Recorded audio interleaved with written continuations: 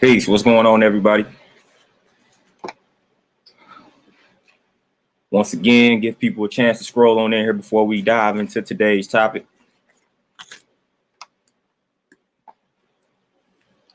Hope everybody having a peaceful Sunday thus far. What's going on, my sister?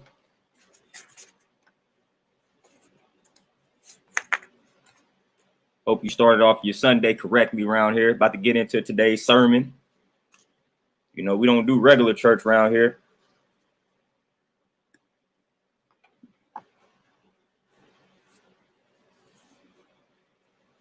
Got to talk about the addictions that we got in regards to the food that we consume. A lot of people criticize the drug addicts and the alcoholics, but they can't get off of the sugar, the cheese, the meat.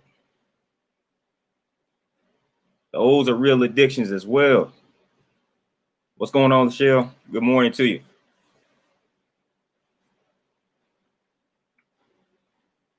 What's going on, Sweet Tea? Appreciate it. I'm just getting started with the work. I'm just getting started.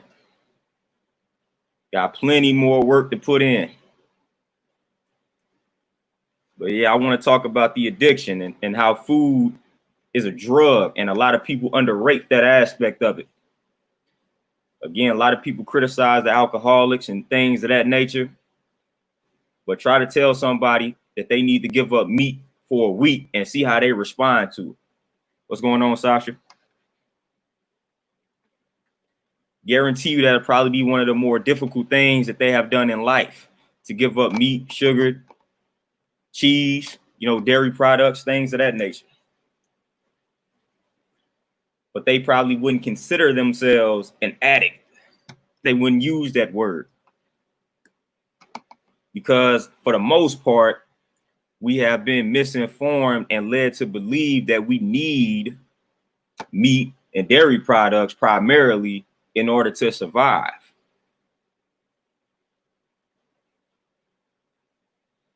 Yep, there's definitely a study that says that, man. But I'm gonna even talk about milk, man. It's actually traces of morphine in cow's milk, and people don't know that. Like, listen to what I just said. You got traces of morphine in cow's milk.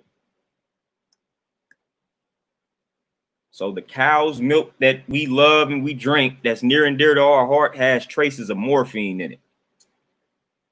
Hence why we become addicted to the cow's milk, and why it's so hard for a lot of people to let that cow's milk go, along with cheese.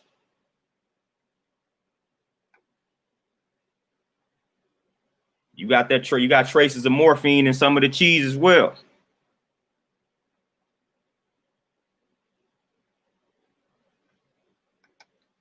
Oh yeah, it's most definitely an addiction, most definitely. And for some people, it's challenging to drop the addictions or drop the foods. It can be a challenge because people don't understand like the brain's pleasure center, and we talk about dopamine and things of that nature, and how the brain's pleasure center is pretty much essential for our survival. So that's kind of what makes you want to eat. And we have to have that urge to eat in order to survive. Like, if we didn't have that urge to eat, then of course we would not desire to eat food, which we wouldn't get our nutrients and vitamins and all the things that we get and acquire from the foods that we eat. So that's why the brain's pleasure center is essential, because it gives us that urge to eat, which leads to our survival, because we need to consume certain foods to get the vitamins and minerals from those foods. So that's why it's important to have that urge to eat. But as you will see, the pleasure center has been manipulated by the way that they manipulated certain foods and placed certain additives and chemicals in certain foods to kind of manipulate that pleasure center. So we associate things that are destructive with pleasure, and that is where the problem lies. That is where the problem lies, the manipulation.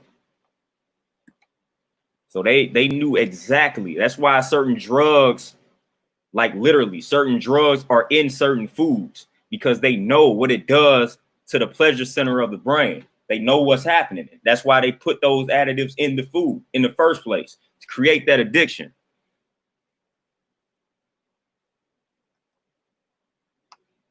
Oh yeah, we don't.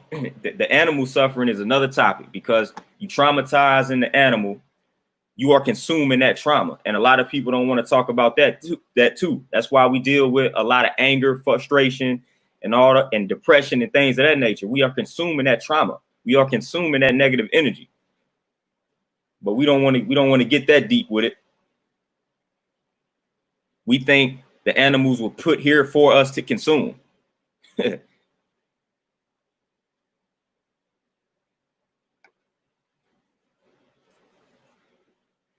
And so, like I was saying, with the pleasure center of the brain, so pretty much anything that your brain takes to be a good thing, it causes that dopamine to lock onto the brain cells, where a permanent memory trace of where pleasure comes from.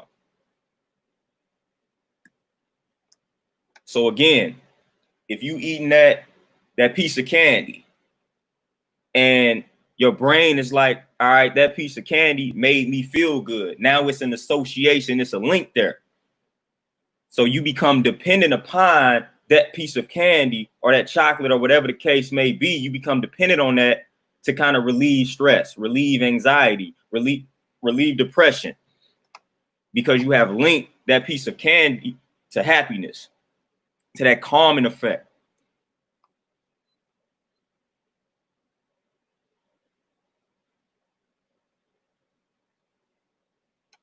Yeah, letting go of meat was actually not a problem for me. It was more so the dairy products, man. The cheese was like rough, like milk.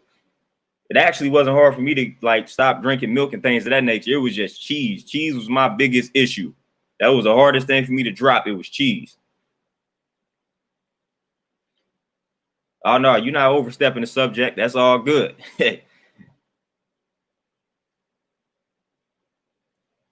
Yeah, definitely. That week with no sweets, that's crucial. That's crucial. And salt, yeah, most definitely. Most definitely. Salt, sodium.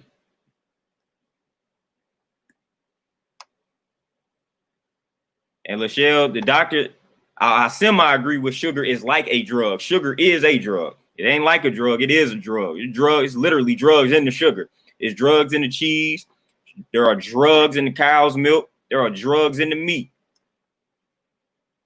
They may call them antibiotics and things of that nature. What's going on, Patrick?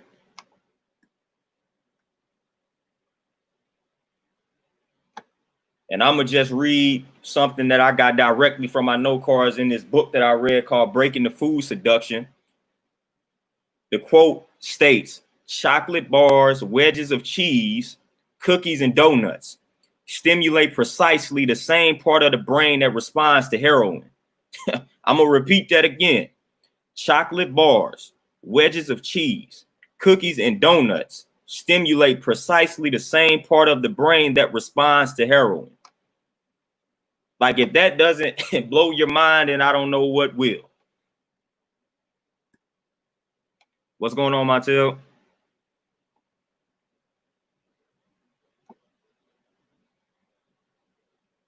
All right, Pablo, if you're looking to get the same nutrient, for one, nutrient wise, you're not getting many nutrients at all from actually consuming meat. Like, literally, you're just getting a bunch of fat and animal protein, and that's it for the most part. And if you're looking to get the same amount of proteins, man, there's plenty of ways you can get plant protein, man. You eat your dark leafy greens like spinach. You eat beans, kidney beans, black beans, lentils, split peas is another good one. Hemp seeds, fabulous for protein. Look up jungle peanuts. Jungle peanuts are fabulous when it comes to proteins. So all of those foods are crucial. You consume enough of those throughout the day, and you don't got to worry about your protein intake. You'll be good. You'll be good.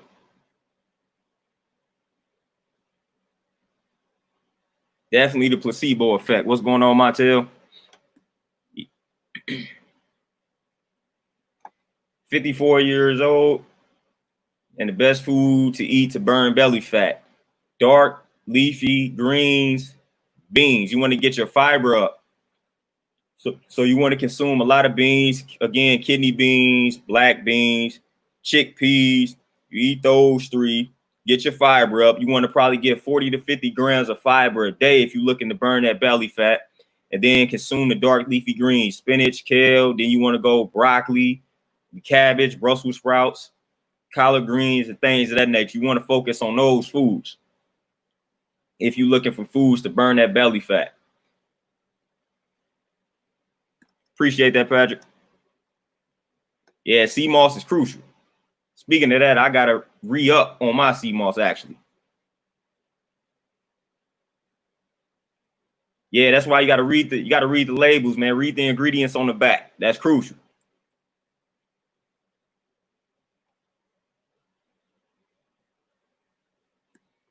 Yeah, animal life and human life. That's even when I go to talking about the, evolution and things of that nature. A lot of people don't even like to consider animal life like as our ancestors, and not our ancestors, but our relatives.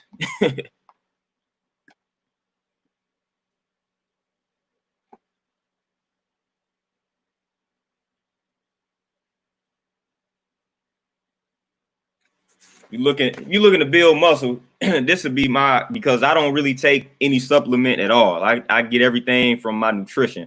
Again, focus on spinach, focus on your beans, and you will be good to roll. And then, like I said, some certain nuts and seeds. Like right now, I'm on this pecan kick. You can fool with almonds, flax seeds, hemp seeds, chia seeds, pumpkin seeds. Again, those jungle peanuts are also good.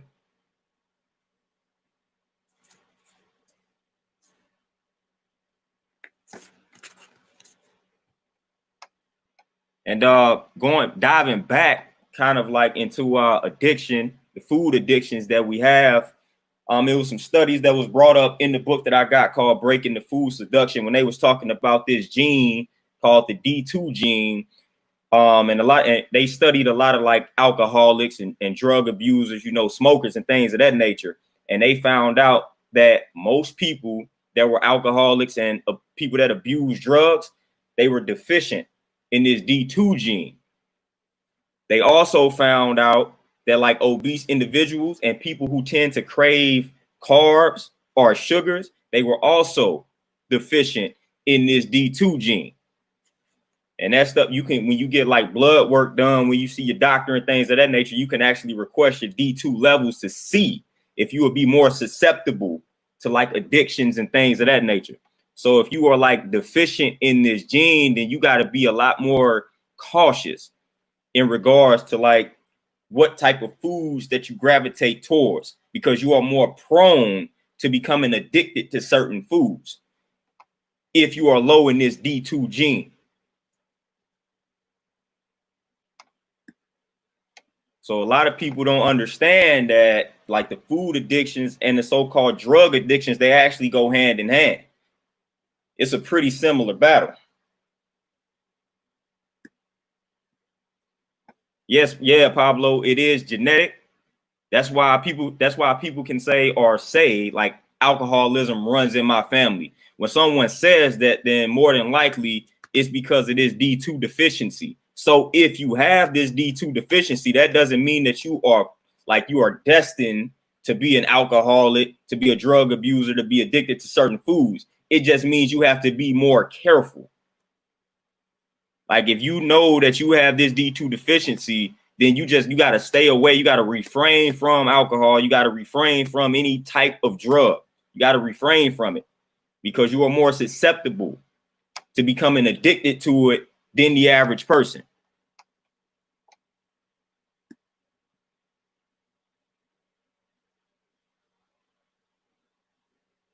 Yeah, all the food, yeah, and for the most part, the reason why all the foods that are bad for us that we tend to love it is again because of what they put in the foods.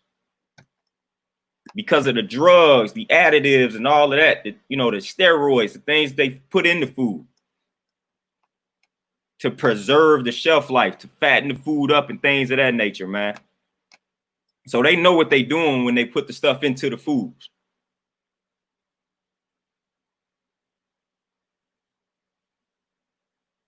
The death I've heard I've heard plenty of people encourage people to not go vegan and that you need eggs. I can tell you with 100% accuracy that you do not need eggs.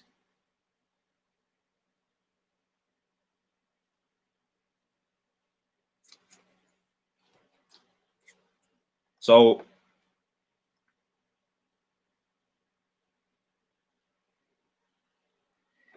I'm gonna tell you one thing about doctors and hospitals, man. There's no knock on them like that, because I do know some people that's in that field, but a lot of them are just not trained. They don't even have to really take a course like on nutrition and things of that nature. So it's not something that they are really educated on and about.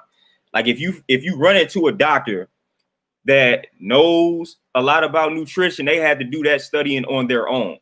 It's not a requirement or prerequisite for them to like graduate.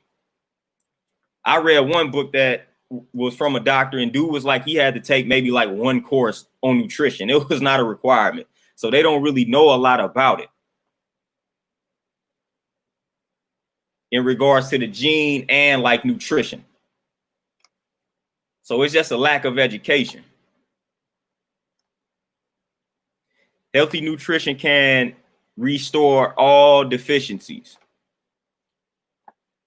Listen, healthy nutrition, healthy thoughts, healthy environment, drinking plenty of alkaline, pure water can reverse and restore anything. And I'm standing on that.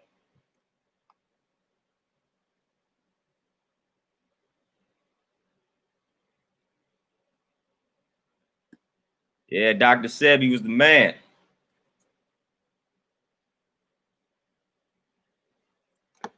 And again, too, what people don't realize about addiction is just the expectation and the dependency that it creates.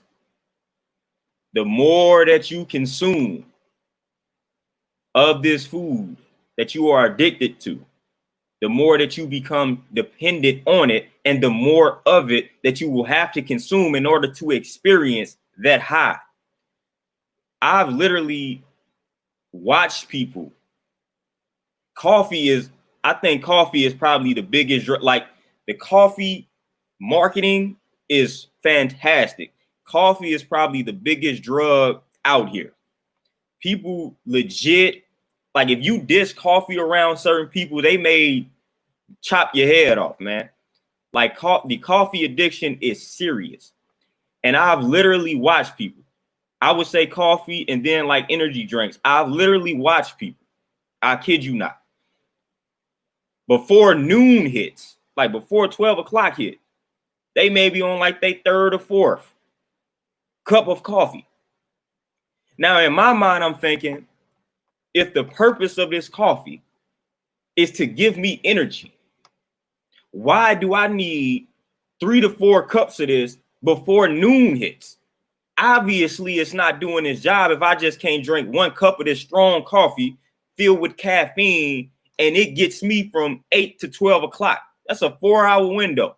So I need a cup every hour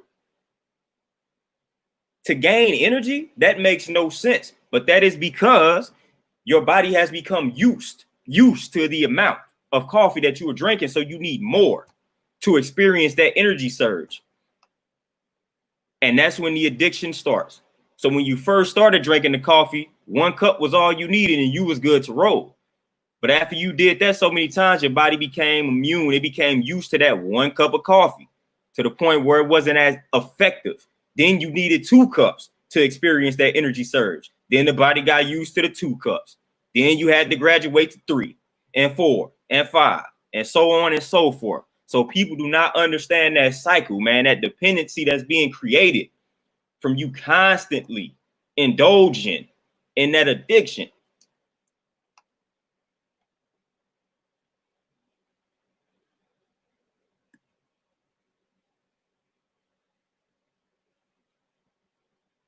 Yeah, I mean, sugar is, man, but it's like I like coffee. I have experienced that just personally, man. Like I done almost got my head chopped off for like telling people they don't need that coffee. Because the thing of it is, the reason why I say coffee opposed to sugar is because a lot of people, they know that the sugar like is trash for them and they really shouldn't be consuming the sugar. It's like they know that that cookie is bad. They know that that candy is bad for them. Like they know that. They just can't stop eating it. So at least they know that it's bad, but they still consuming it. The coffee, I mean, when you dish this coffee, people legitimately think that they need this coffee in order to function and that this coffee is actually doing something beneficial for them. It's crazy. I've never been a coffee drinker, man. I will drink a smoothie in the morning and I'm good to roll. I don't need to drink 4 or 5 smoothies in the morning. I drink one smoothie in the morning and I'm good to go. Yet self-discipline, for some people, self-discipline works, but for a lot of people, it doesn't. Like, and that's why I made one video when I was talking about willpower being overrated. Self-discipline can be overrated. The best thing to do sometimes, man, is to make it eat like we take the path of least resistance, man. So you want to try to take the easier route. You don't want to have to be in an environment or a situation where you got to constantly call on your willpower, man. That can be draining. That can become draining after a certain point. But for some people, like I'm the type of person where I can have that self-discipline and it works well for me. Other people, they not so strong. So they got to have an environment that's like conducive to the change that they are trying to make. So it all really, it depends on you as a person or an individual. Yeah, that coffee drains you, it dehydrates you and all that stuff, man. Coffee is not necessary and we don't need it.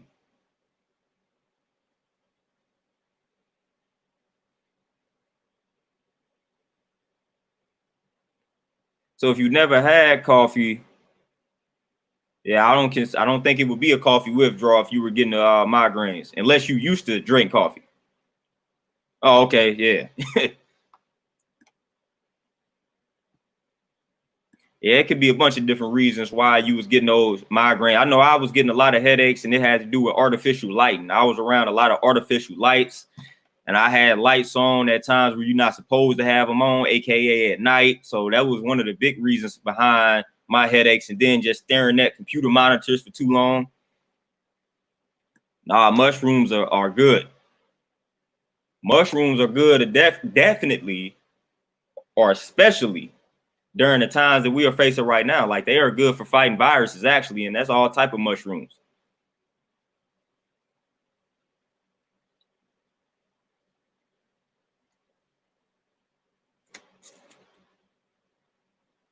All right, so back to again, just talking about the addictions and then how to break the addiction. The first thing that you need to implement in regards to breaking your addictions to these foods, because we are addicted to them. One of the first things that you need to do, and I know I sound like a broken record, but this is one of the easiest ways to curb that addiction or that craving. Implement fasting. One of the best ways to curb all of that is to refrain from it in the first place. So if you need to, like I saw someone mention earlier that they went a whole week without sweets, that's essentially a fast. So if that's what you have to do in order to curb that craving or eliminate that addiction, do it. I definitely recommend it because that's one of the best ways, like if not the best way to curb a craving is by fasting. And again, there are several different forms of fasting. But let's say your addiction is meat, then I would say fast from meat. Go a week or 2 weeks without meat. If your addiction is dairy products, go a week or 2 weeks without dairy products. If your addiction is sugar, go a week, 2 weeks without sugar. Again, if your addiction, again, this is a dairy product, but if the addiction is cheese, go a week, 2 weeks without cheese. If your addiction is alcohol, go a week, 2 weeks without alcohol. Fasting is one of the best ways to curb your cravings and eliminate the addiction. Refrain from whatever it is that is causing you problems. And you can even apply that to people too. If certain environments are giving you a hard time, fast from them environments. So the number one thing that you need to implement is fasting in order to curb these cravings and eliminate the desire to eat these foods or indulge in these foods that we know are killing us. Fast, refrain from it for about, you really want to try to go 3 weeks. That's like the magic number. If you can go 3 weeks without the meat, the dairy, the alcohol, the sugar, then go 3 weeks without it. That's your magic number, because they say that's when you will start to see your taste buds shift and things of that nature towards more healthy foods. You have more healthy cravings if you can refrain from those destructive foods for about 3 weeks. So that's the magic number. You want to try to go 3 weeks without those destructive foods that are just killing you.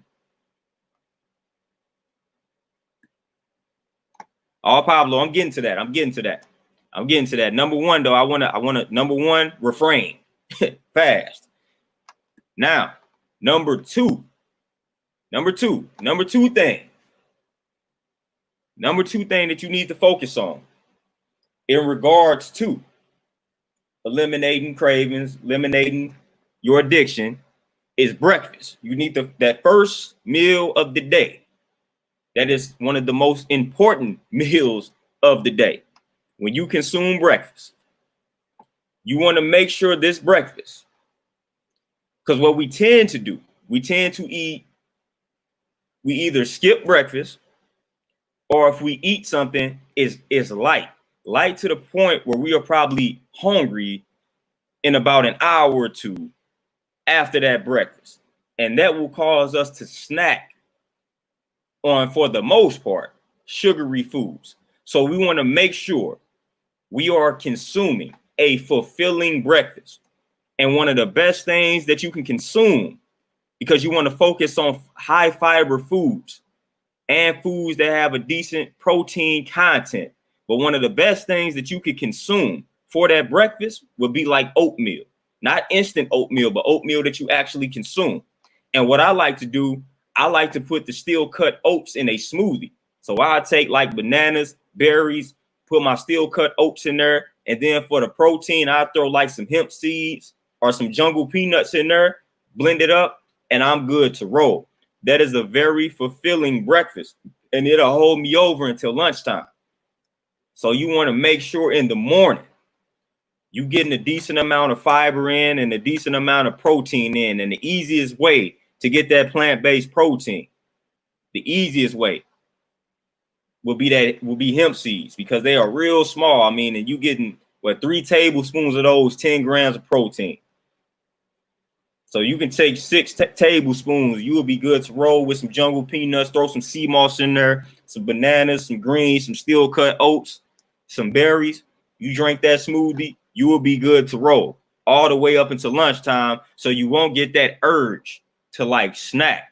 So it is very crucial, especially if sugar is your problem. If sugar is your problem, you tend to crave sugar.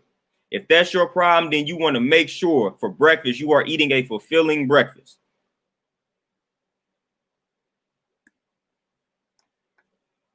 Ronnie Ron, it's two things about that. There's a few things about what you just said. First thing that I'm gonna focus on about people that eat healthy and still die with sickness. Eating healthy is just one part of the equation. Like, that's not the end all be all. You can eat right, but still not think right. You can still be around toxic people when you are eating correctly. That's just one part of the equation. Even the sheets that you sleep on can have certain chemicals that leach inside of the body.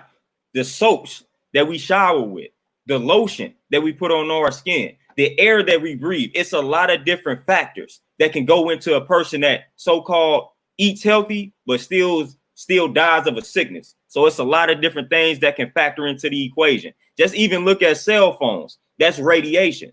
So if we constantly staring at a cell phone, that's radiation that we are encountering. So it's a lot of different factors that can factor in to a person passing away, even if they are consuming a so-called healthy diet. It's a lot of other things that you got to factor in. That's why I say eating right is just one part of the equation. It's a lot of other things that must be done and considered in regards to reaching that optimal level of health.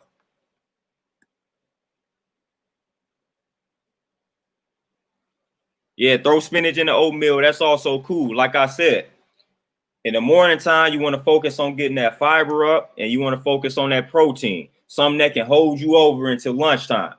So oats are like I said, I like steel cut oats. If you can cook the oatmeal, that's perfect. If not, throw it in the smoothie. I say the go-to smoothie would be something like bananas, berries, the steel cut oats in there. If you want to throw some spinach in there, cool, with some hemp seeds and jungle nuts, and I guarantee you would be good to roll. You wouldn't get that urge to snack.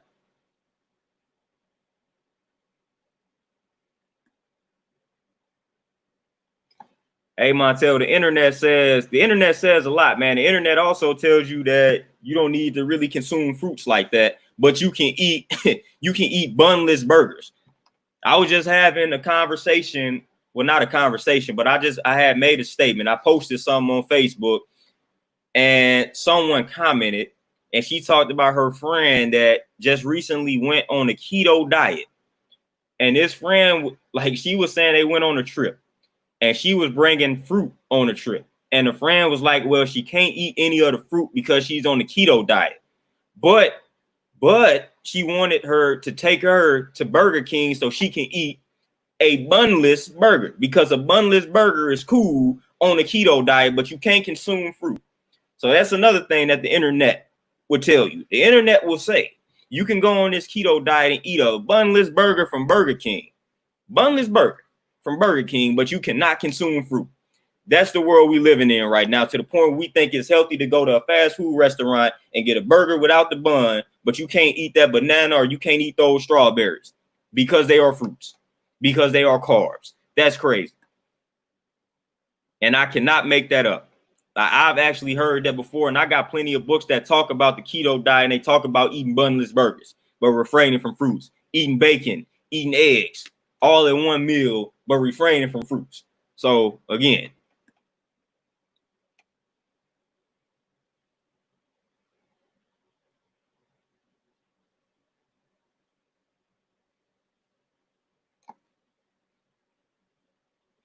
yeah, if you got to blend all your foods, Eli, then you could do that. I mean, chewing is important. You can actually, a little trick here, if you actually make a smoothie, meaning blending all your foods, you can still chew that.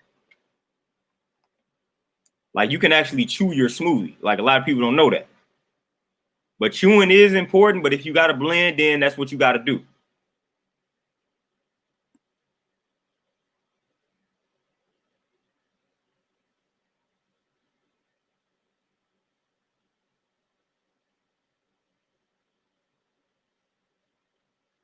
Hey, keep it up, Pablo.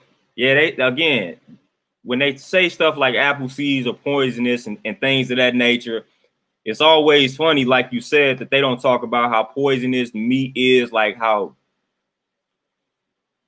trash like just meat is, period. Like there are really no benefits to consuming meat, like period. But they don't want to talk about that. They don't want to talk about how you are slashing your risk for cancer in half simply by eliminating meat. They don't want to talk about that. But they'll let you know an apple seed is poisonous, and they'll come up with 40 or 50 different studies.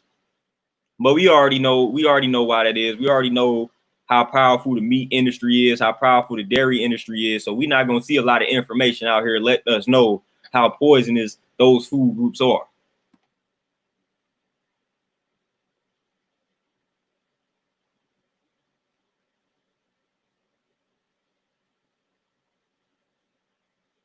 And again, it's been an attack on soy plant-based foods. and it's funny too. I got plenty of books that I recommend in the future that actually debunk a lot of the myths that comes along with soy. Now, again, too much of anything is harmful for you. But I guarantee you small amounts of soy, like on a daily basis, is not harming you. You're not gonna get man boobs. Like, that's just not gonna happen. And the most popular study that everybody goes back towards in regards to showing that soy is bad for you, it was like a few men that they studied on that. And for the most part, what gets thrown under the radar in regards to that study is that these dudes were like obese, overweight, and unhealthy prior to consuming the soy. So they didn't eat healthy, like, in general. So it wasn't just the soy that caused the problem with them. Like, they were eating a lot of unnecessary foods along with that.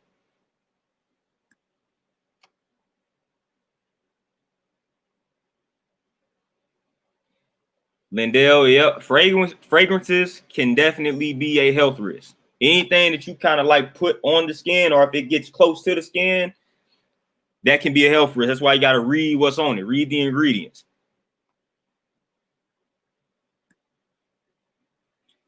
Yep, Sasha, people are legit that gullible. And the reason why I know it is because I've had interactions with these individuals that think it's okay to eat a burger without the bun, but not eat a fruit. Like, these people exist out here.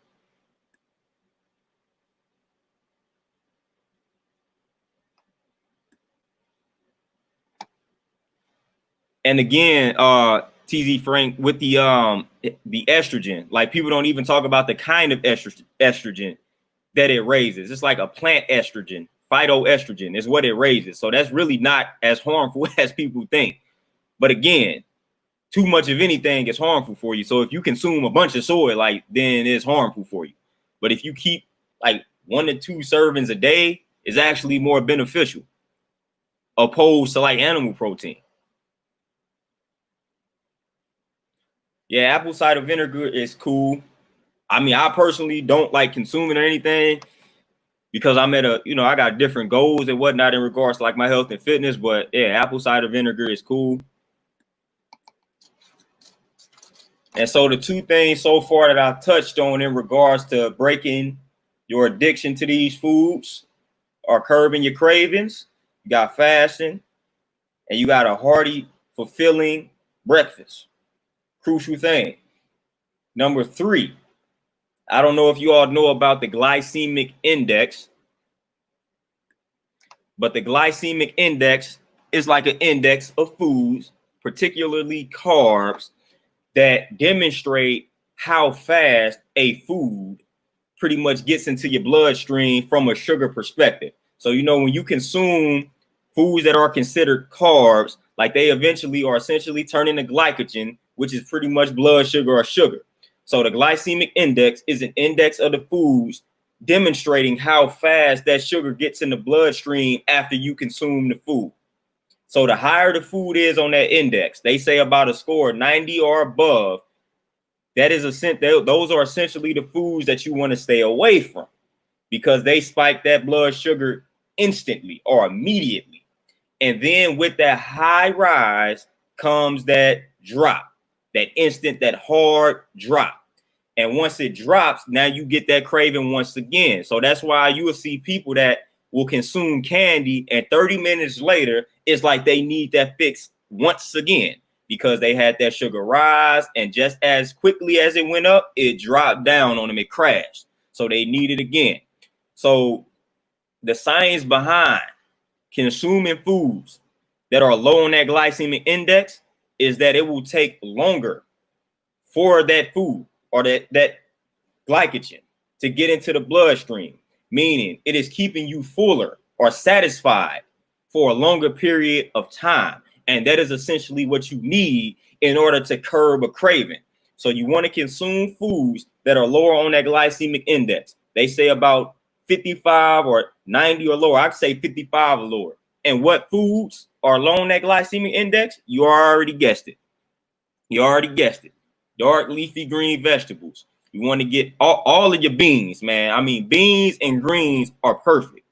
If you are looking for those low glycemic index foods, beans and greens, spinach, kale, Brussels sprouts, broccoli, asparagus, even sweet potatoes, surprisingly, are low on that glycemic index.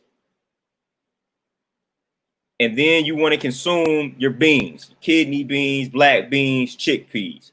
They low on that glycemic index. And even a lot of fruits are. Like the only fruits that are essentially high on this glycemic index are pineapples and watermelons. And then the riper the fruit is, the higher it'll be on that glycemic index, or the more sugar it contains. So like when that banana gets ripened or ripes, that means the more sugar it contains. So you want to consume foods that are lower on that glycemic index. And like I said, the foods that are lower on that, dark leafy greens, beans, it's going to satisfy you for a longer period of time, which will eliminate the urge to snack. And it will eliminate or help curb those cravings and those that desire to eat those foods that are necessarily not conducive to your overall health and well-being.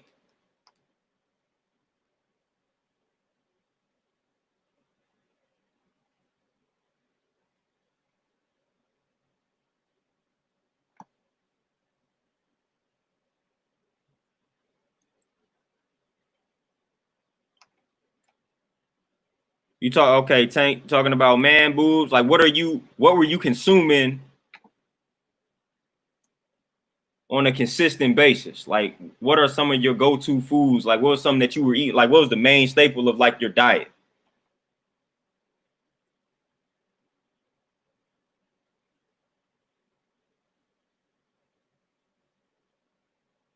Yeah, that garbage food pyramid that I grew up on is trash, man. Trash. The food pyramid should be simple. Your fruits, your veggies, your whole grains, your legumes, and there you go, and then throw some water in there, and then your nuts and seeds. That should be the food pyramid. Yeah, agave, it's cool.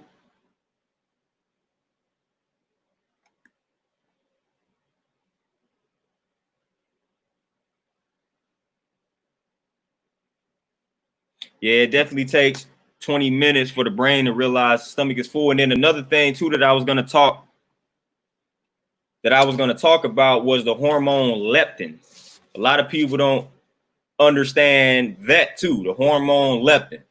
Basically, what leptin is, it's made by fat cells. All right, and leptin, it has two primary roles.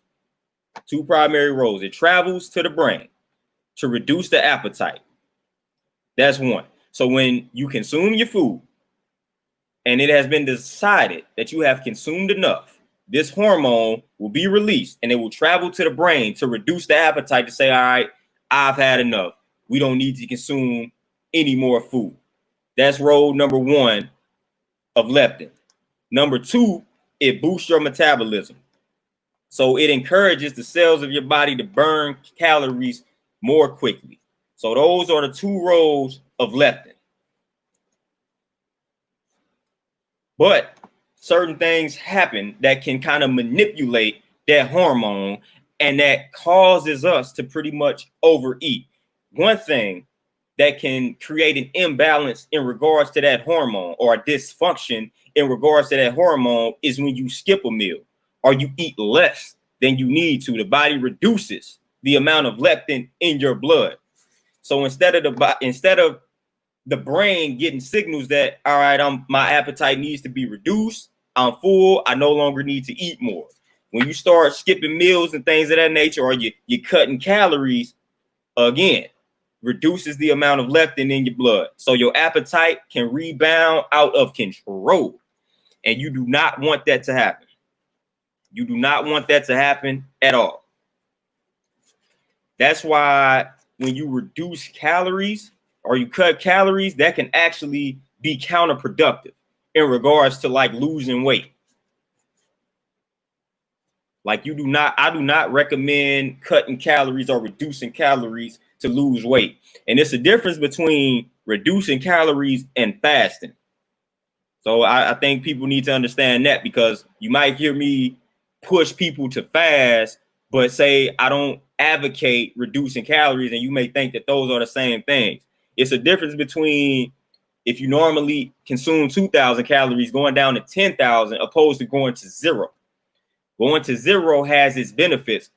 Going to 10,000, cutting them in half, doesn't have its benefits. It's actually counterproductive, and it's going to cause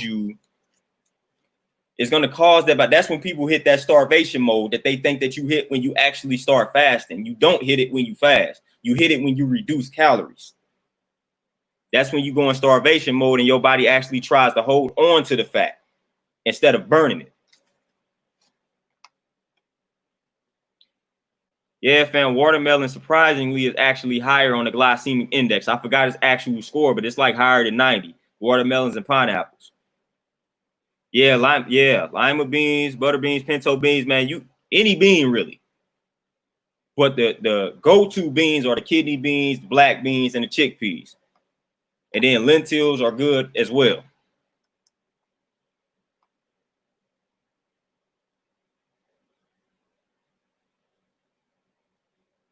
What's going on?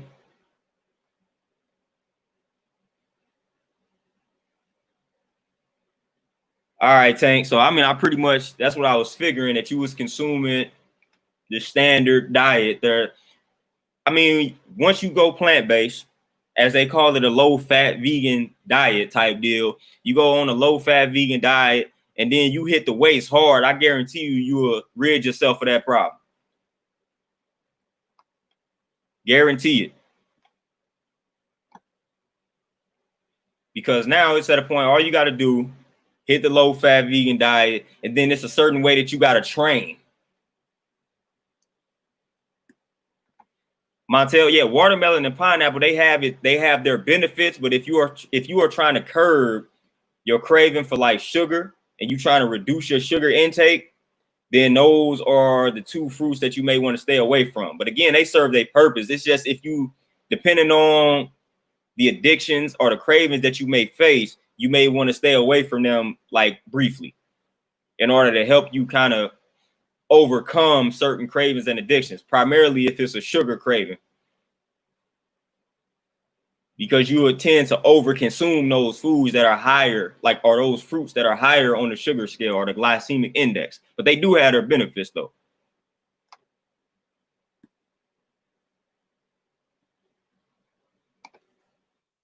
A lot of people had that sugar addiction and whatnot. So I was just pointing out the fruits that are higher on that glycemic index. So if you had to rank which fruits to consume, I would start with berries. Berries and yeah, berries are like great. And then cherries, even cranberries are good. But blueberries, blackberries, cranberries, strawberries, grapes,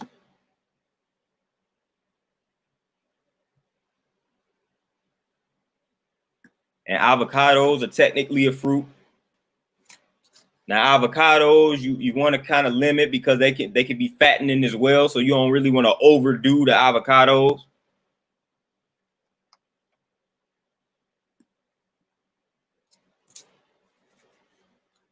So again, just going back on what I recommended that you need to do in order to curb your cravings and eliminate the addiction to the meat, to the dairy, to the sugar. Need to start off, need to fast, need to focus on getting that fulfilling breakfast in, focus on protein-rich foods, plant-based protein-rich foods, and get your fiber up. Perfect smoothie, like I said, the steel cut oats with the bananas, the berries, spinach, hemp seeds. You can throw pumpkin seeds in there for your iron, the jungle nuts, and you good to roll. And you want to focus on foods that are lower on that glycemic index and high in fiber, so they can keep you full throughout the day so you won't get the urge to snack. And then you want to focus on, when I was talking about your leptin levels, that hormone, you don't want to focus on cutting your calories or reducing your calories. And I'm going to give y'all a trick, a little rule of thumb in regards to the minimum the minimal amount of calories that you should be consuming a day. The science here, they say take your desired body weight and multiply it by 10. Whatever number you get, that's the minimum. The minimal amount of calories that you should be consuming on a daily basis. So whatever your desired body weight is, you multiply that by 10, and that should be the minimum in regards to the amount of calories that you should consume on a daily basis. You should never go below that actual number, unless, again, you are fasting for like 24 hours. So if your desired weight is 150 pounds, you should at least be consuming 1,500 calories a day.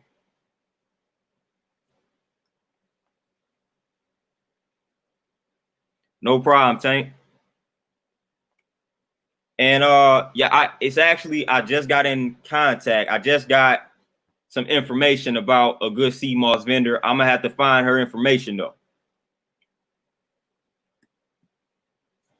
Yeah, Sasha, I'm getting to the point where it's just primarily like pretty much all I'm consuming right now, for the most part. Fruits, veggies, beans, seeds, nuts. Like that's pretty much the main staple of what I'm consuming right now. But it's not completely raw because I cook the vegetables, cook the beans.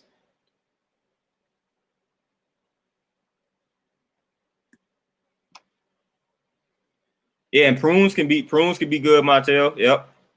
That can cleanse you out. Prunes could definitely be good.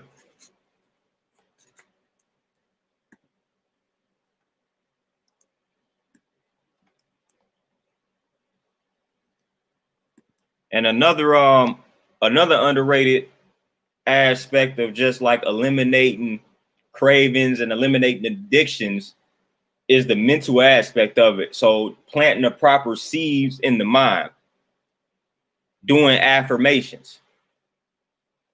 If you have a sugar addiction, how harmful will it be, or can it be, to just wake up in the morning and say, I'm no longer addicted to sugar, or I will not consume X amount of sugar today? Declaring it first thing in the morning that you will not let this addiction control your life or ruin your life or destroy you.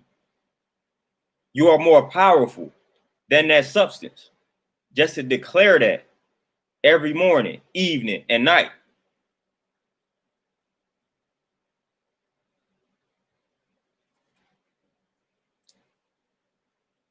Yeah, dates are cool. I don't consume them on a consistent basis. No, Sean, I haven't been overweight before eating right. My thing was I had a lot of ailments, man. So I had like asthma, bronchitis. I had a lot of respiratory issues. I was getting a lot of nosebleeds. I had a lot of like headaches and things of that nature. I stayed getting like injured, fragile bones and stuff like that when I was consuming meat. So I had a lot of those issues, but like obesity or being overweight wasn't necessarily my issue. I just had other ailments that I was dealing with. And I had like a bunch of cavities and stuff. Like stuff was hitting me early. Like when I say I had asthma, I had it. Like I was hooked up to breathing machines and all of that, man. Back I was wheezing, had problems wheezing and all that. So I got rid of a lot of my ailments once I made the transition.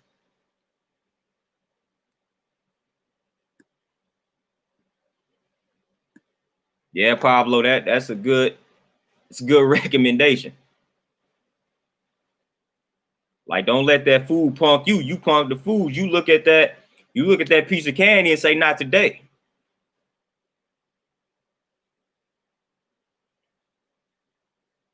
Yeah, the pomegranate seeds, yeah. And I forgot to mention that. Yeah, that. And then grapefruits, like lemons and limes, all that.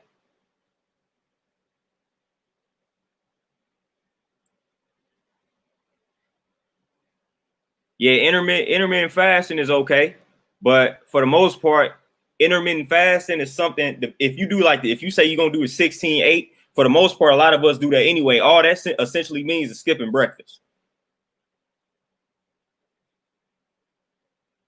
But for some people, like I said, that can be too complicated. That's why I recommend getting your smoothie in the morning if you can.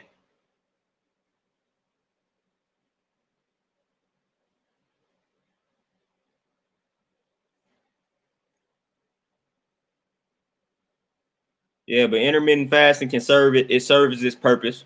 I actually recommend like 24 to 36-hour fast. I recommend going 24 hours with nothing but like distilled water or alkaline water. So if you can do the 24-hour fast, those are better.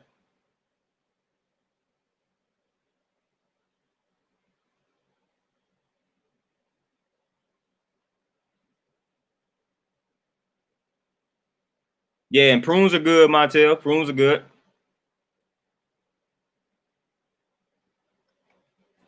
Oh man, some chicken spaghetti.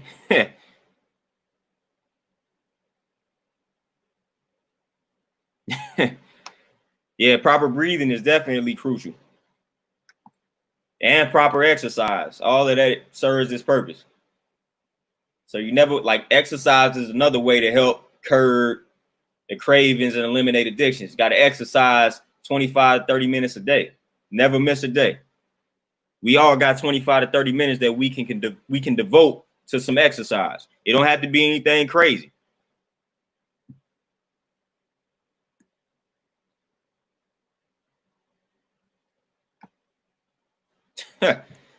Addicted to Rihanna, man.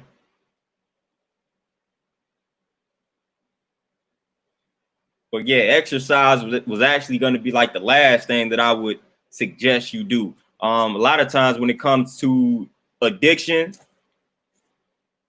a lot of us, we have triggers, and a lot of times the trigger can revolve around a certain time frame. So you can get the urge to snack like during the evening. So you didn't just work, you didn't have this long day at work. It's 6 or 7 o'clock. You didn't just had you a little dinner or whatever, man. Now you just want to sit down, watch TV, and snack on all these foods that you know you shouldn't be snacking on. So sometimes what we have to do in order to curb those addictions is just kind of like, I don't want to say distract ourselves, but remove yourself from that environment that causes that trigger. So if 7 o'clock you being at home results in you reaching for that snack, then go for a walk instead. Remove yourself from that environment within that time frame. So go for that walk instead of sitting down on the couch watching that TV, if that's one of your triggers. So pay attention to the time that you get the urge to snack. And if you can do something else within that time frame that's healthier for you, do that. That can serve as a distraction so you won't get that urge to like snack or overindulge in something that you don't need to be indulging in the first place. Yeah, that's what I was talking about with that distilled water in regards to your 24 to 36-hour fast. Try to hit that distilled water or that alkaline water.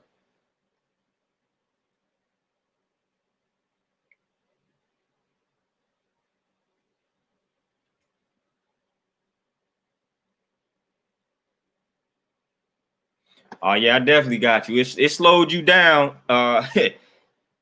Eating healthy slowed you down. It kind of sped me up as far as like my energy levels, but it kind of slowed me down mentally. Everything became more clear to me. Stuff wasn't as distorted as it once was. So I can definitely see where you're coming from. And yeah, a lot of the fruits and veggies have been tampered with. But again, I don't know if I talked about the little mind body trick that can demonstrate or show and prove to you if a food is harmful for you or not. Just getting a relaxed meditative state while you standing.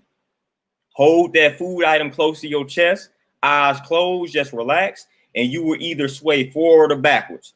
If you sway forward with the food near and dear to your heart, that means it's good for you. If you go backwards, then that means that particular product or that item is bad for you. So you can always test it. The body don't lie. So you can always test an item, a food item. You can even test lotions and soaps, anything that has chemicals in it. You can hold it up to the chest, stand in that relaxed state, and you're going to either sway forward or backwards. Forward is good, backwards is bad. So you can always test it out. Body will let you know.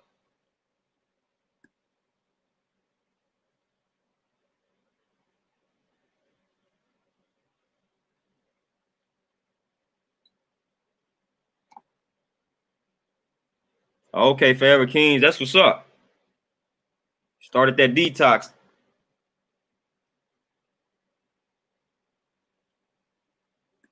Oh man, Sasha, that was that was a long time ago, man. Oh, I'm gonna build on food combination. I'm gonna do a video in the future about that. I talked about it before, but I'll go in more detail on that. It's real simple with food combination though.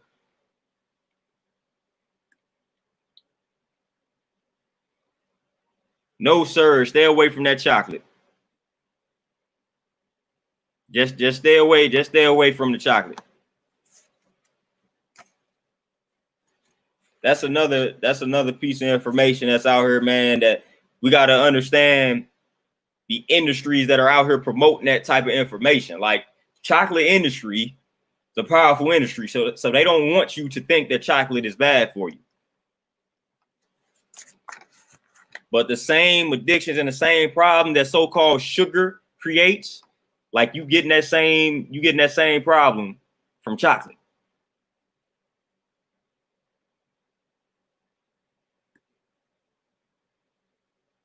Knowledge game, most definitely. I ain't even asked y'all to check in like what books y'all reading.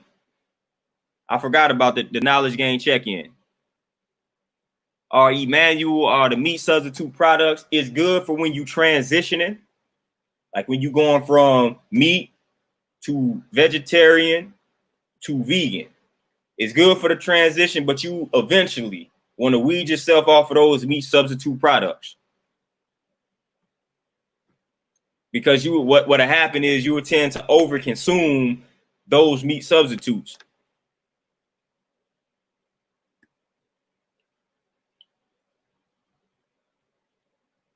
Yep, organic fruits and veggies are definitely better for you.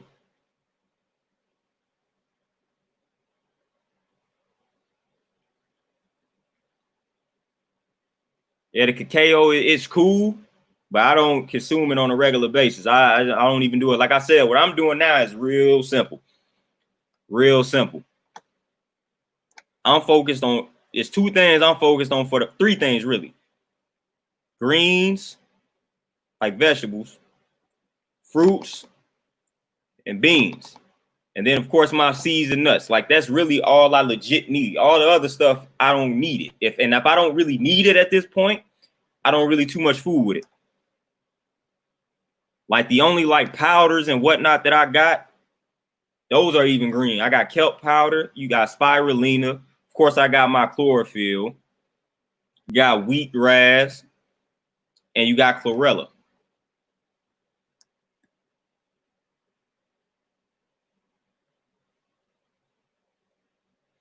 But yeah, organic fruits and veggies are definitely better for you.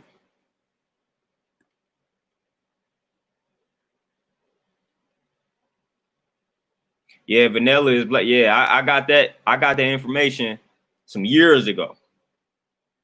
I forgot what book I got that said that, man, but it told me about vanilla being black and not white, and then chocolate is white, not black. Like I got a book that states that.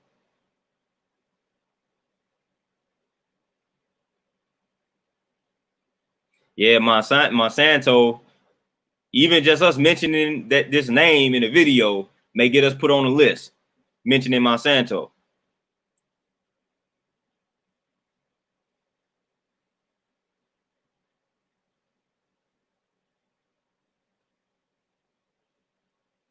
Like I said, with the darker chocolate, that's why when I'm dealing with suggesting anything, I don't even listen. I go based off of need. Because what tends to happen if I tell people that, all right, chocolate can be cool, they not going to consume the version of the chocolate that will be cool. For the most part, they going to consume the portion of the chocolate or the type of chocolate that's not good for you. So therefore, I just tell people to stay away from it. Because again, it's not something that you actually need. fruits, veggies, these nuts and seeds, like you need. The chocolate is more so something that you want. Like it can help lower blood pressure, so they say. But when you consume fruits, veggies, beans, nuts, seeds, blood pressure is automatically low. I haven't had high blood pressure in I don't know how long. So if a person is suffering with high blood pressure, I'm not going to suggest that they consume chocolate before I suggest that they consume fruits, veggies, nuts, seeds, and beans. Once they do that, blood pressure is down off the rip. So that's why I'm kind of hesitant to say some chocolate can be good, because I know how that can go for some people when they hear that. So that's why I just say, nope, stay away from it. And Ron, no, you don't have to do anything, but I strongly suggest that you get off of the meat. But you don't have to do anything. If you must consume meat, only consume it once a day, and then you want to try to go days without consuming it, simply because of how long it takes for your body to process it. So if you continue to eat meat on top of meat on top of meat, it's just rotting and fermenting inside of your system. And that's not good. So anything that comes in contact with it is causing that to rot too. So if you eat meat on top of meat on top of meat and it's rotting in the system, even the beneficial foods that you consume will collide with that rot or that fermentation, and it will rot. So you won't even be getting the beneficial effects of the foods that are good for you if you consuming meat on top of meat on top of meat.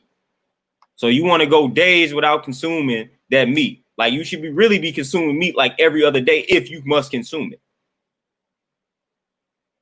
Nope. If you eat white rice, stay away from white rice, only brown rice. A good detox, I would say go a day or two or three, strictly fruits and veggies, or like a raw food fast.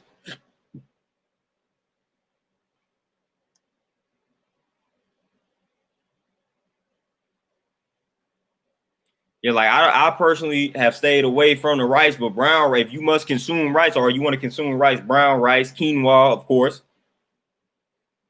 People say wild rice and things of that nature.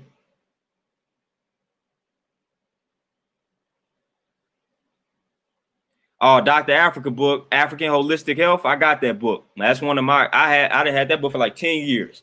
So I already know what you're talking about.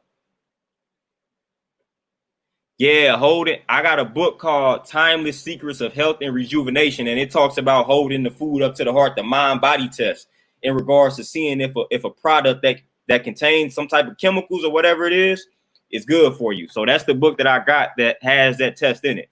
And I've done that test for a lot of different things, and I can tell you that is accurate.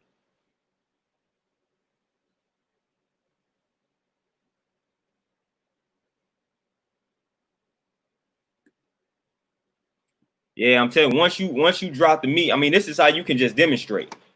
This is the best way to like really show and prove to the body that something is terrible for you. Just go 3 to 4 weeks without eating meat and then introduce meat back into your lifestyle and see how you feel. I guarantee you will feel terrible. I guarantee you will feel terrible.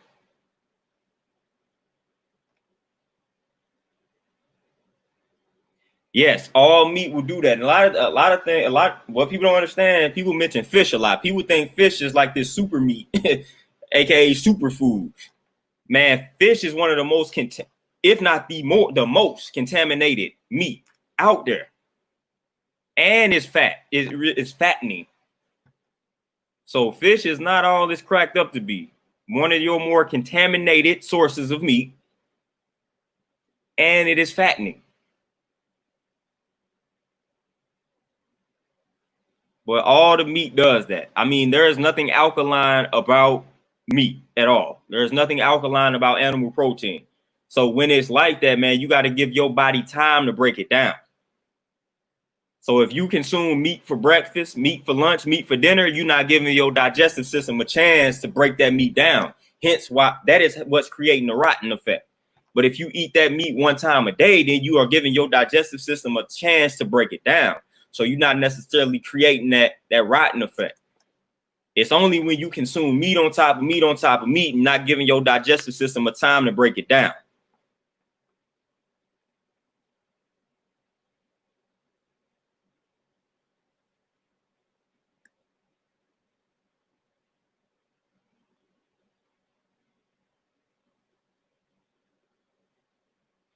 Oh yeah, man. Listen, if you got family function, you got things you got to do where you gonna overindulge in some stuff that's bad for you. Don't beat yourself over the head. That means just balance it out the next day with a fast.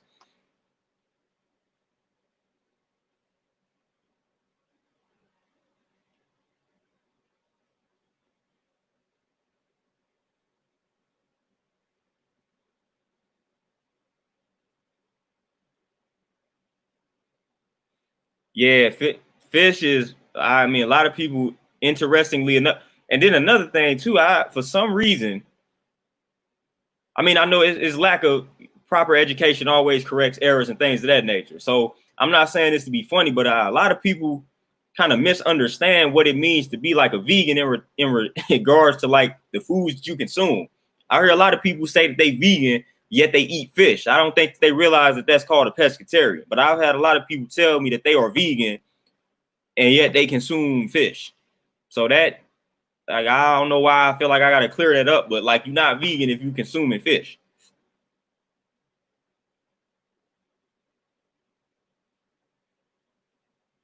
Yeah, a distilled water fast can change your life. I did that back when I was in college, man. It can change your life. Oh man, dating ruined your life, man. That's deep. Cause I've actually That's deep. Cause just me being a trainer, man, I've had conversations with people, and they have literally it's one of two things.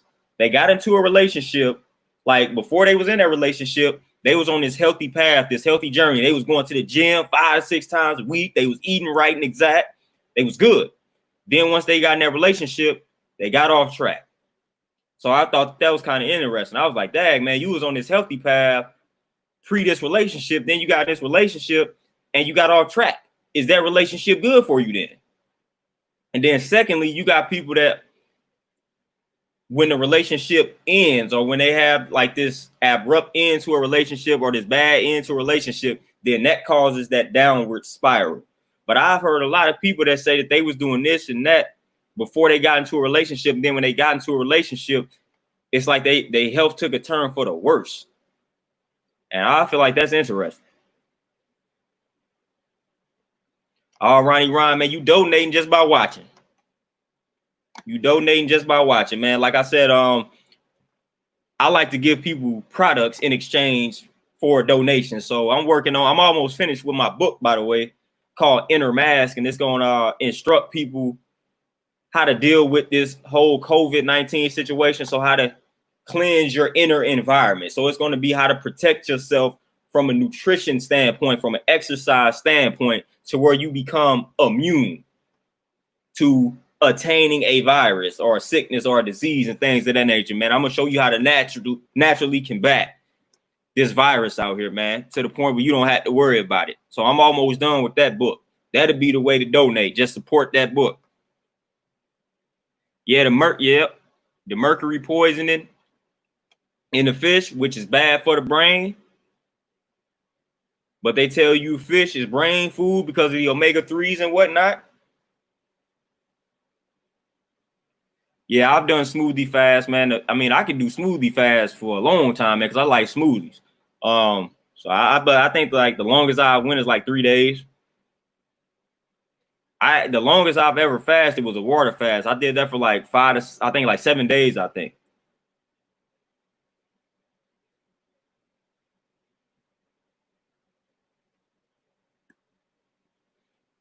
My thoughts on worldwide natural disasters. I mean, that notice word in there, natural. It's a part of nature, especially when we mistreat nature. And we have definitely been mistreating nature. So it's no surprise to me when nature decides to like purge. Like it's a part of nature. That's the balance of life. Build and destroy. That's what this podcast is. You're going to have sunny days and you're going to have days where it's very destructive outside. And as above, so below, as within, so without. We are a reflection of nature. We have natural disasters ourselves. And we wouldn't be who we are today without those natural disasters.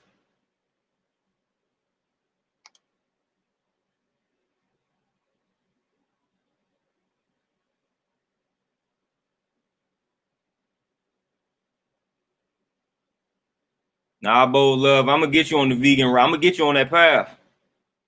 You gonna prefer veganism? Just give it a minute.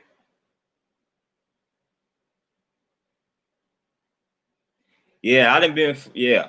The mask thing has been interesting, man. I done been. They forcing us to wear masks certain places around here. Honestly, I feel like the people that's wearing the mask are getting more sick than the people that don't wear the mask. But whatever. I'm a conspiracy theorist or whatever you want to call me. But I swear to you, everybody that I know or see that gets this freaking virus, those are the mask thumpers, the people that religiously wear masks.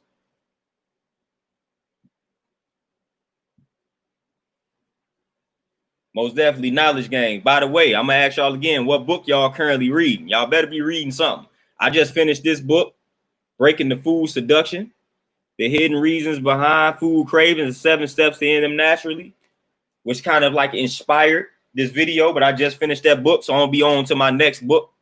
Don't know what that is yet, but I got plenty to choose from. So I need to know what y'all reading, man. What knowledge y'all doing out here? Oh yeah, we got, it's this stigma attached to brothers with like locks and stuff like that, brothers and sisters with locks, that we are enlightened and all that type of stuff.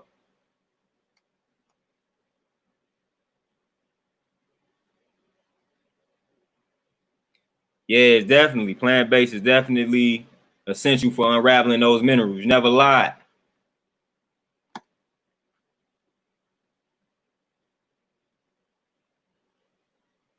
Yeah, Montel, man. Us vegans ain't necessarily bad.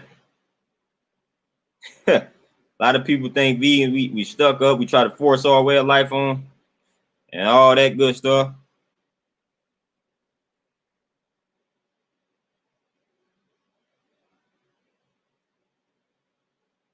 Emmanuel, you don't need the neti pots. Nope. Like I said like I was saying a few videos ago, man, all you need to do, focus on fast and don't overwork your digestive system because that can essentially destroy the immune system. So give that a break, rest, get proper sleep, consume fruits and vegetables. One of the more powerful antivirus type foods are in the cruciferous vegetable category. So your cauliflower, your broccoli, your kale, your Brussels sprouts, those are like top of the line vegetables to be consuming during a time like this to build up the immune system.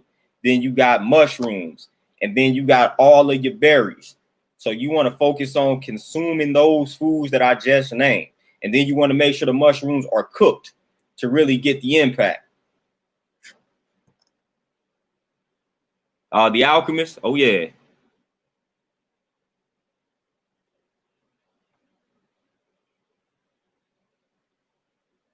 Okay, we read some good books. I'm liking it. I'm liking it.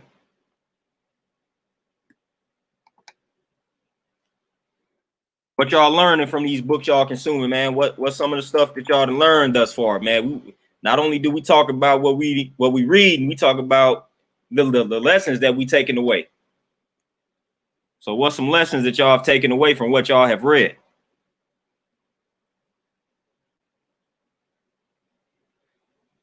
Ronnie Ron, if you're talking about frozen fruits and vegetables, again, that's better than what you would be consuming. So if that's the way that you got to get them in, get them in. Yep, Thunder Scorpion. It's a misconception, not a misconception, but it's a lot of negative press out here on olive oil. Olive oil in moderation is cool, depending on kind of like what your goal is. If you're really striving to like lose weight, you might want to stay away from it. But again, it's in moderation. You don't want to overdo the olive oil, of course.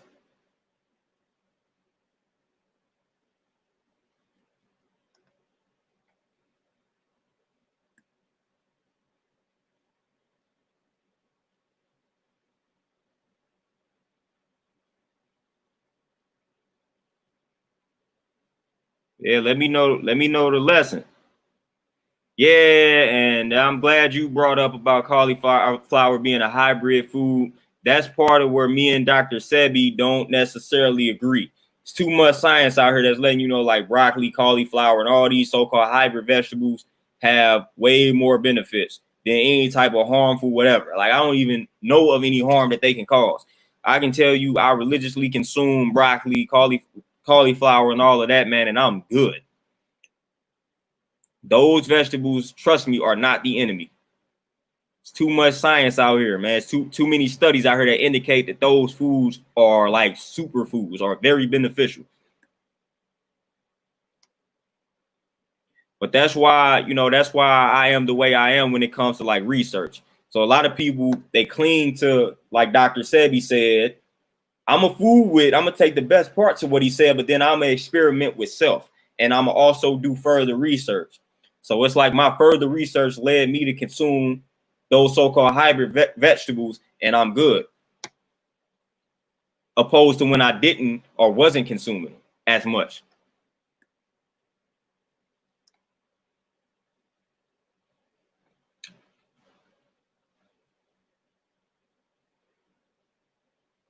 All right, Montel, I'm liking those books.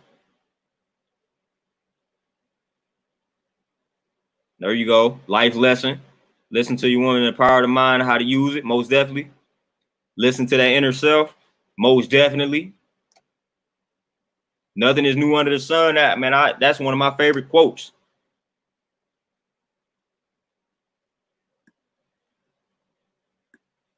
That's one of my favorite quotes. You hear me?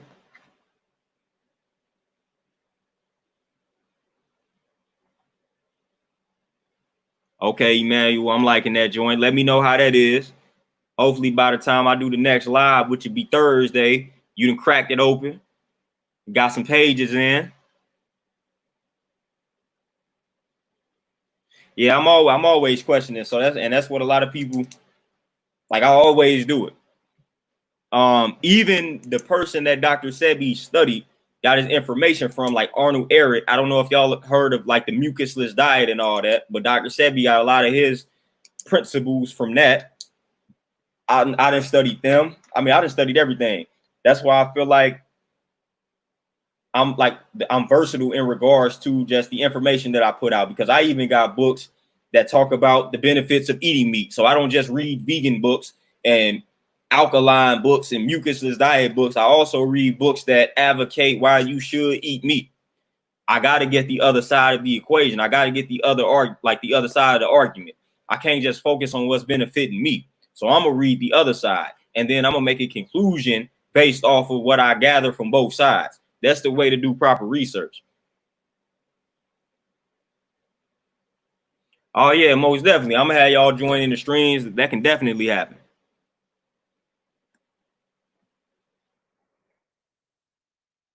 Like I said, one thing I don't know if y'all last video I talked about when Snoop Dogg and DMX did they live verses. That was pretty much my childhood right there with DMX, one of my favorite rappers ever. One of my things I said I'm gonna get him on this. I'm gonna get him on here, man. I need some DMX energy on here, man. So we're gonna get DMX on here one time, man. I feel like I'm gonna speak it into existence. But I felt good watching my man's finally be in a healthy state. As far as just, of course, we can get him on the vegan side. My dude put on some weight, but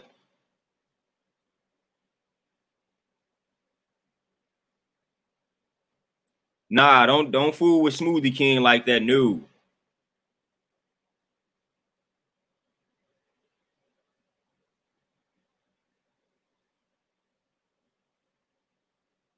Yeah, that 3 magic words, man. That actually got recommended to me on Amazon. I might order that. Black Love is a Revolutionary Act, one of my favorite joints. I read that some years ago. That's a good joint. Yeah, meat and dairy don't benefit us at all. And I'm gonna stand on that 100% all the time. It don't benefit us at all. No need for it. Never will be a need for it.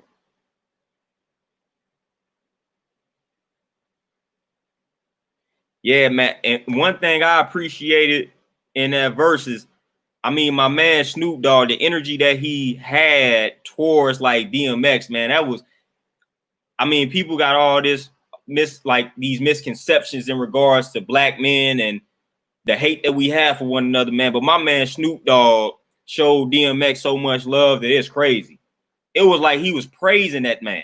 And Snoop Dogg, if you really look at it, is more legendary as far as like his career and his catalog and all that than DMX. But man, Snoop Dogg was like a fan of X, man. He was giving that man his flowers, man. And that was wonderful to see, especially for me being a heavy DMX fan, man. Snoop was giving that man his flowers. I ain't never seen somebody vibe out to another artist like Snoop was vibing out to DMX, man. I ain't never seen that.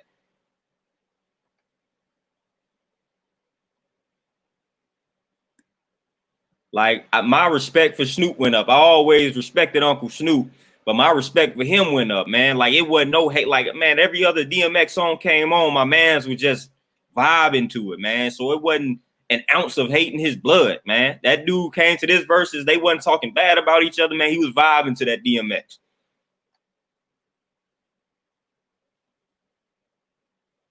Yeah, it's only impossible for him to stop eating meat, for one, because he believes it's impossible.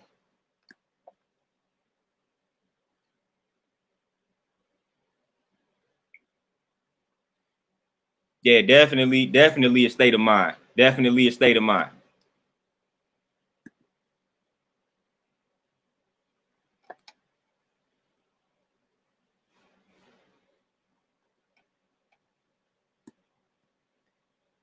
Well, once again, I feel like this was another solid live stream, man. Y'all showing up, man. Like this live stream again, it's just the beginning, man. So we taking off from here. It's only gonna get better. We gonna only elevate.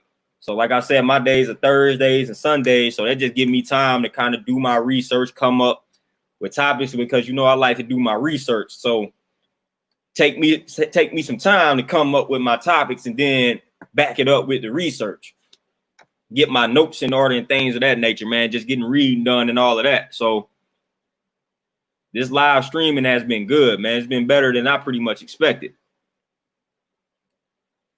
So I definitely feel like I'm on the right path with this live stream. I feel like it was a good decision to leave corporate America and focus more on this because from these live streams, of course, I'm going to do live events. Like once everybody stops fearing the outside world, I plan on traveling, doing live events, seminars and workshops and things like that. I mean, I'm not afraid of this outside world, but you know, once COVID is now accepted as the norm and people just gonna get it because that's what's gonna happen. They're gonna create their little vaccine, try to make it mandatory for us to get it and all that good stuff. Once that hits and we able to start maneuvering,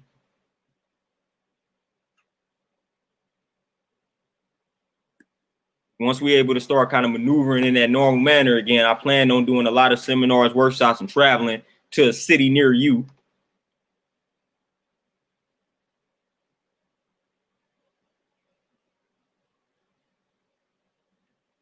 Yeah, Bo Love, that's what it was, man. That was it. You go watch it, man. It was something beautiful to watch. Like I can't even like I needed to see that in 2020. That was good to watch, man. Like I said, I done been like DMX been one of my outside of like Tupac, DMX probably been like one of my favorite rappers, man.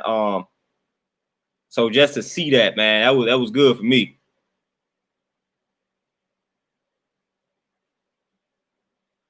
Yeah, coconut water is cool to put in the smoothies. I would really recommend regular water though, but coconut water, a lot of people put those in smoothies.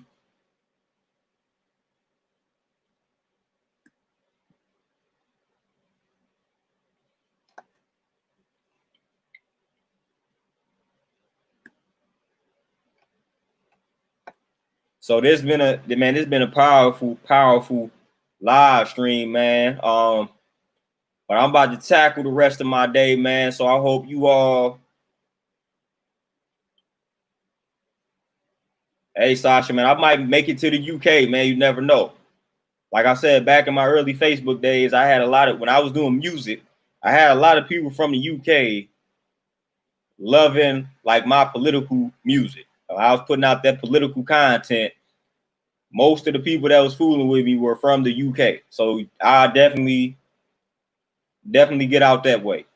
But again, like I was saying, man, hope you all have a peaceful and productive rest of the day. I'm gonna do some knowledge, man. I'm gonna sit back and I'm gonna chill, but of course, I'm gonna elevate that mind first. So you all be peaceful out here, be productive, be positive, be powerful. Peace.